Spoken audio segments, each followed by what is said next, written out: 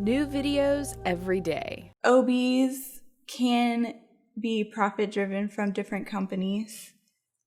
They also have only so much time.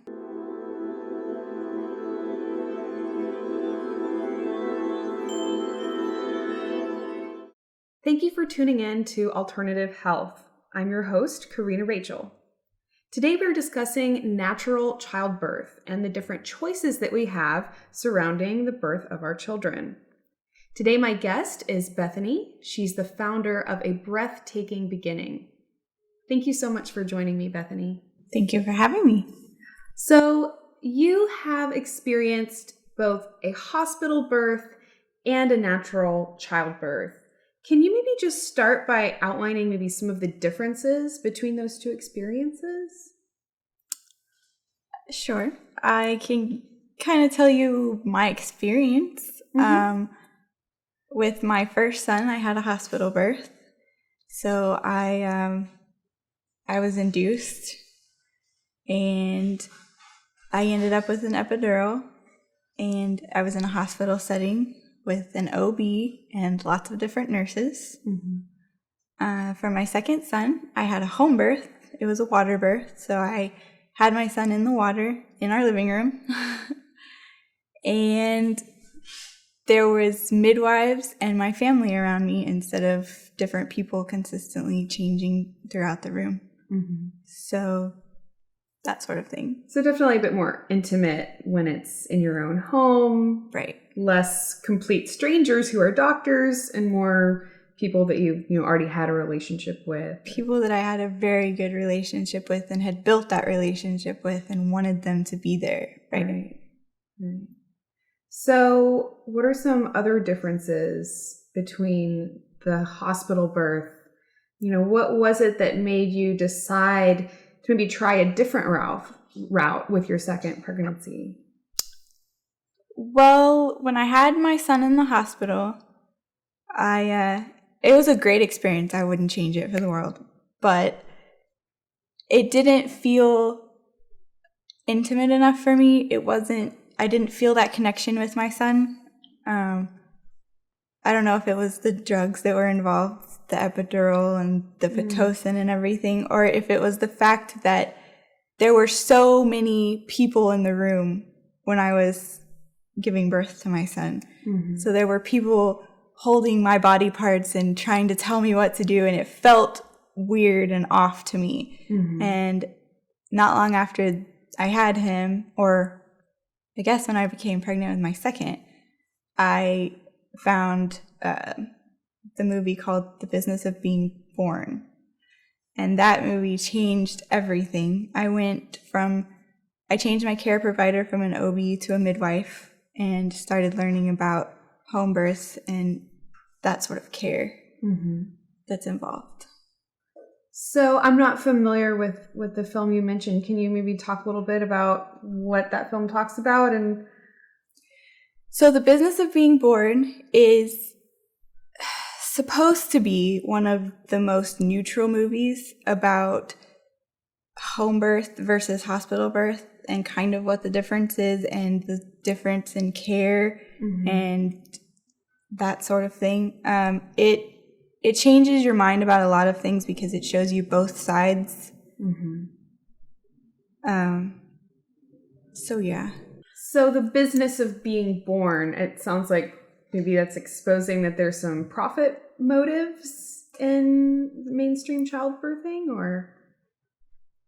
Kind of. It explains that OBs can be profit-driven from different companies. They also have only so much time, and so your birth starts getting... I can't find my words. The length of your birth is dependent upon, the OB.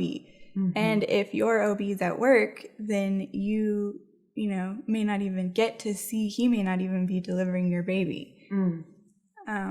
Also, they only like to work so long, and they probably don't want to get up in the middle of the night to be with you, so they will start pushing C-sections or Pitocin or that sort of thing. Right.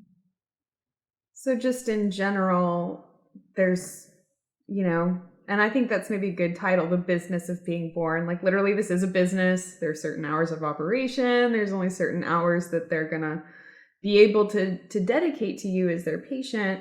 Whereas in the home birthing setting, you really have a lot more freedom in that area and a lot less pressure, it sounds like. Right, because your midwives are on call all the time. Mm-hmm. And with my midwives, they were the only two in their practice. So I knew who was going to be there. Mm-hmm. I knew who was going to be at my house when I called. Mm-hmm. And it didn't matter what time I called, they were going to answer the phone and come. Right. And that reassurance definitely, provides a lot of peace of mind. Exactly. Right. So let's talk a little bit about the epidural. And when you were in the hospital, having the pregnancy, what we would maybe consider the mainstream childbirth in the hospital. I know there's been a lot of talk about the epidural, and like you mentioned, all the drugs in your bloodstream maybe end up affecting, the relationship that you felt with your child, or maybe we just feel more out of it, so to speak. In hindsight, what was your experience with the epidural like, and would you want to do that again? The funny thing about the epidural for me was I had planned, or I was hoping to have a somewhat natural hospital birth. I didn't want the epidural, but my husband left me to go feed the animals at home, and I went into transition, and so I couldn't take it anymore by myself. Mm-hmm. At that point, I was the only person in my room, and so, the pain got overwhelming, and I did ask for an epidural, and I got one. It's way different than I expected. Just as they were giving it to me, my husband showed up again to be there. And, but you are having contractions and you're in pain, and they're telling you to bend over so that they can stick this needle in your back. And it's not pleasant, but afterwards, the pain's gone. And, it was kind of nice, to be honest. I slept for a while. But would I do it again? No, probably not. Especially because I had a home birth and I realized how different and how much better it felt to not have that epidural. Mm-hmm. And there's so many things that can go wrong with an epidural. I mean, you can have back, spinal problems years later from it. Wow. I forgot what I was going to say. I had no idea that it could cause you spinal issues even years after. Yeah. There's pregnancy. And it can also cause major headaches afterwards. For me, they had the placement really well. So I didn't feel much of anything. And the thing that really bothered me afterwards was after I had my son, they wanted to move us to the postpartum room. And I couldn't move. I couldn't stand up. I wanted so badly to stand up and walk, and I couldn't. Wow. And I wanted so badly to be able to just move my legs from their position to move them to, even get into the wheelchair, and I couldn't. Like, your legs feel like they're asleep, which, mm-hmm. That's the point. But it really bothered me. Right. And then, I think the thing that really kind of, struck out most to me, is that you're talking about how you felt that the hospital birth kind of changed your relationship with your son, that you didn't feel as connected to him as you did when you did, the home birth.